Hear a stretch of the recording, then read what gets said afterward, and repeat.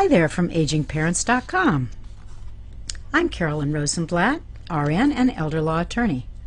I have a great book for you, The Family Guide to Aging Parents, Answers to Your Legal, Financial, and Healthcare Questions.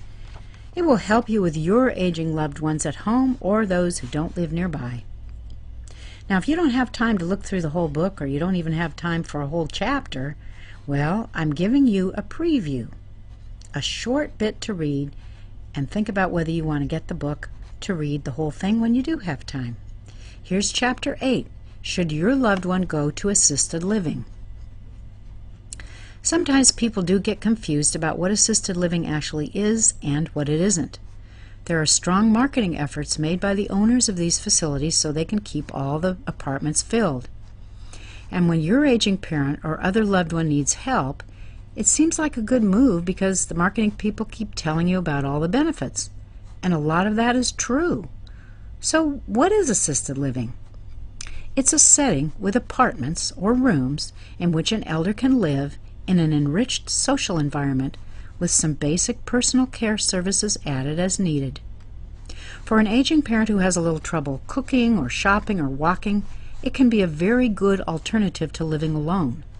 For those who have hearing, speech, mobility, or vision problems, assisted living is a safe way to allow some independence while there's always staff available in case a crisis happens. So where is the confusion? What is it that some people don't understand?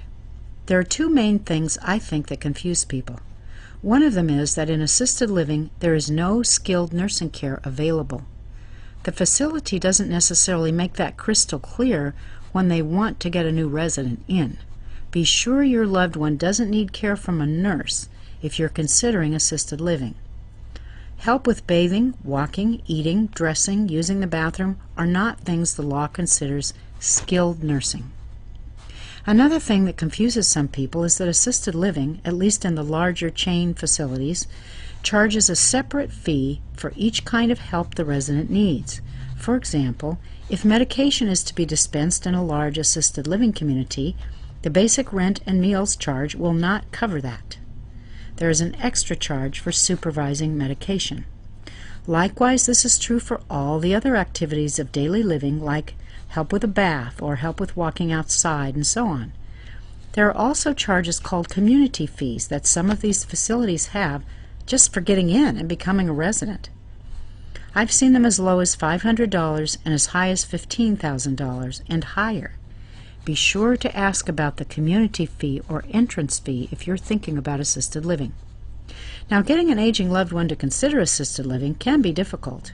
I hear from families all the time that an aging parent is dangerous living alone, but she won't go to assisted living. She won't even consider it.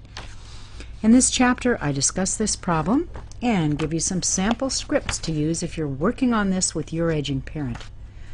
The book will help you with all the considerations about assisted living and the pros and cons you do need to keep in mind. We've gone through them ourselves with my 93-year-old mother-in-law, Alice. Assisted living doesn't work for everyone. A person who doesn't like to be around other people a lot is going to have a hard time in a community like assisted living. But for many others it works quite well, and the social life is a big reason to make this kind of a move. If you are the adult child of an aging parent, do read this book and this chapter on assisted living. You'll be smarter and better prepared as a consumer and can best help your aging parent with the decision to go to assisted living or not. Get your copy of The Family Guide to Aging Parents, Answers to Your Legal, Healthcare, and Financial Questions by clicking here. Thanks for listening to the preview of Chapter 8. I'm the author, Carolyn Rosenblatt. Oh, P.S. I invite you to sign up for our monthly agingparents.com letter with lots of free tips, legal information, and helpful case stories we can share with you. They'll help you every time you read the letter. You'll learn a lot. Sign up here. Bye-bye now.